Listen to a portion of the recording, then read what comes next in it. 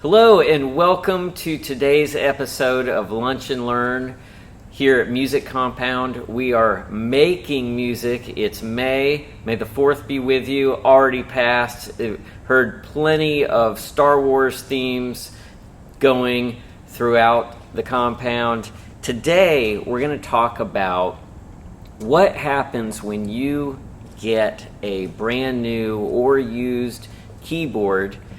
What are the things that you're going to need? So some of you are going to be parents thinking about getting a keyboard ready for your younger student. Some of you may be college age or adults.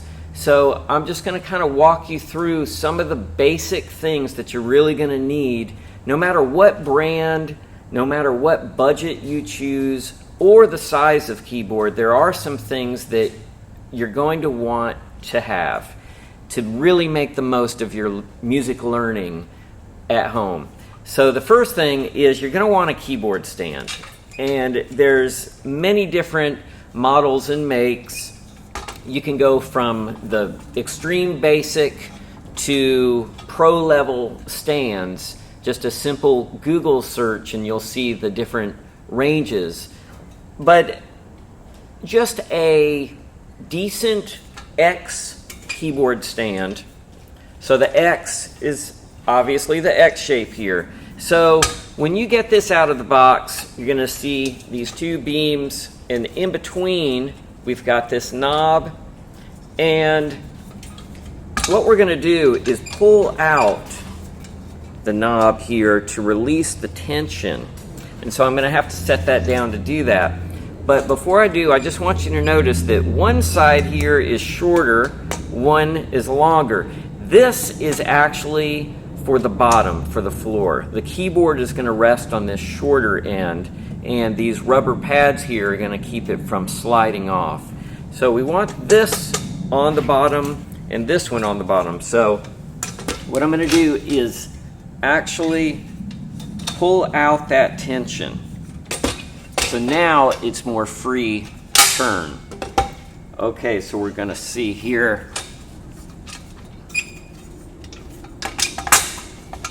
So now we've got a stand that is sitting on the floor. As long as you've got flat surface, totally flat, or have a nice thick rug, not like a shag rug, but something that's flat so that it is cushioned. So as far as seating, you're going to want to take a keyboard bench. There's many different sizes and budget range for the keyboard benches.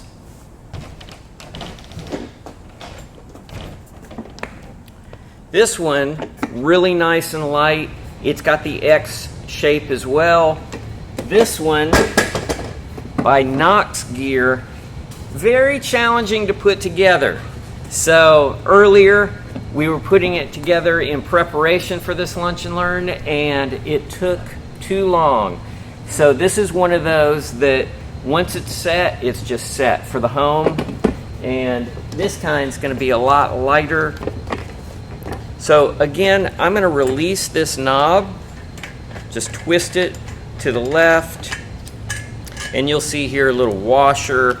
You're going to see this bolt here. I'm not going to remove the bolt because it's already set, but you would put that at the desired height where it crosses over. So parents, you're definitely going to want to help with this process. It can be a little frustrating, but once it's set, you want to make sure before you or your student sits on it that it's nice and secure, because I have seen before people that have taken a seat on a keyboard bench that wasn't tightened, and they ended up on the floor. So now we're going to see what is the approximate height, what's the approximate distance of how this is going to work. So what you want to do is when your keyboard is laying on that stand, you don't want to feel like your elbows are coming up or that your shoulders are being too high.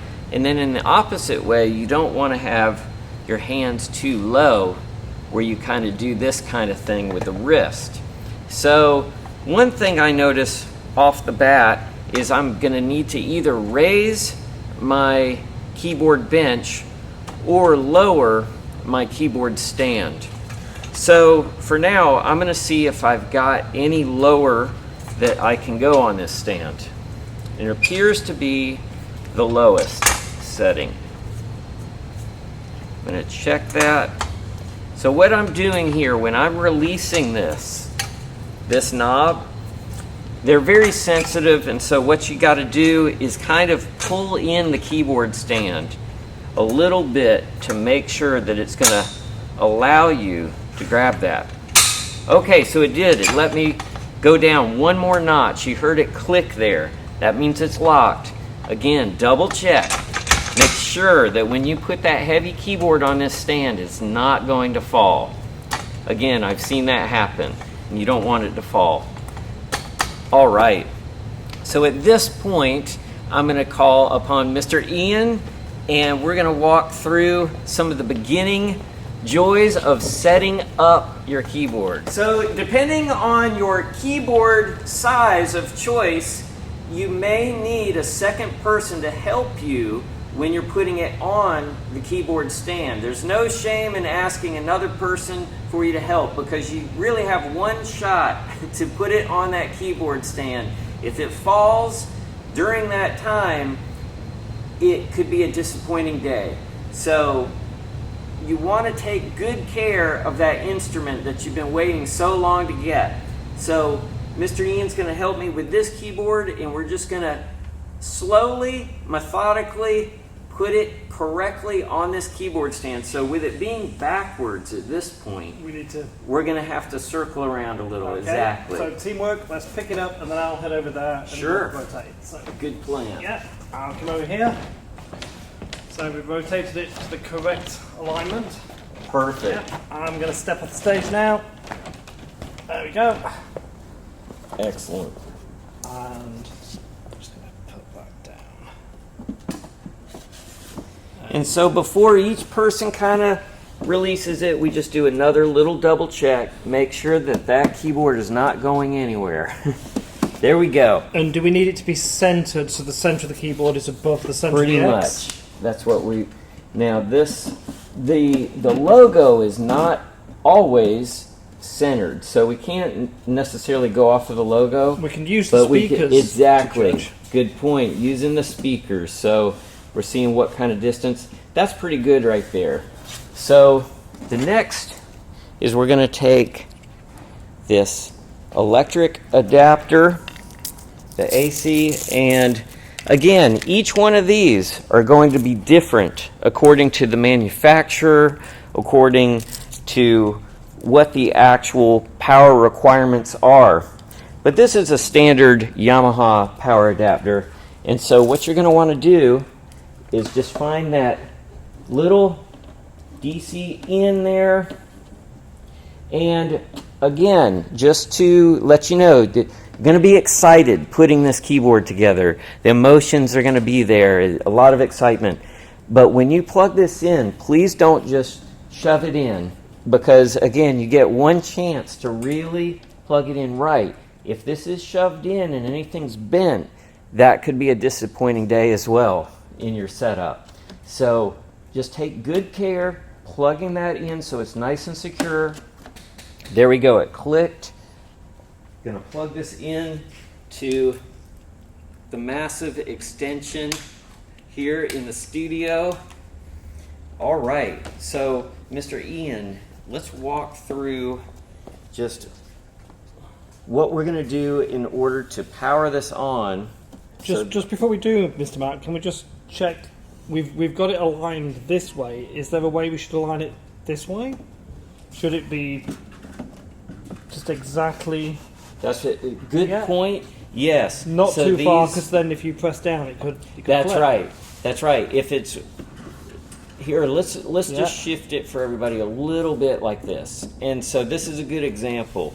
So just as Mr. Ian was saying, if you really want it centered both ways, both directions on the keyboard, this is a little too much of a gap. And if there's a lot of pressure that happens on these keys, it could easily do this. So we don't want that to happen. So we're going to remedy that by centering it on these rubber grips right there on the stand. Pretty secure there. All right, so now we've got it plugged in here, ready to go. And before you actually power it on, you want to have the volume set to 0.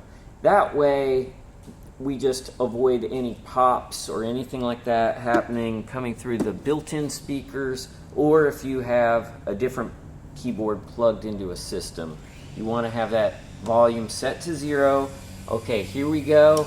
Plugging it, powering it on, and there's a red light indicating that the unit is on. So I'm just going to play a key and gradually bring up that volume. So we're not going to just slam the volume all the way to the max right away. We're going to listen, and let's keep it about halfway to a comfortable level. Okay, so congratulations. Now you've got your keyboard set up and ready to go. Before you actually play and make music on it, I'd love for you to walk through and discover what types of sounds your keyboard has. That can be really fun to explore with even before you know how to even play a melody. And so the types of sounds that your keyboard may have are various types of pianos, electric pianos, organs, guitars, strings, bass, mallet percussion, and even drum sets. Now, this particular Yamaha digital piano is mostly about pianos, electric pianos, and strings. And so we're going to walk through how to change the sounds on this. Again, every make and manufacturer is going to be different.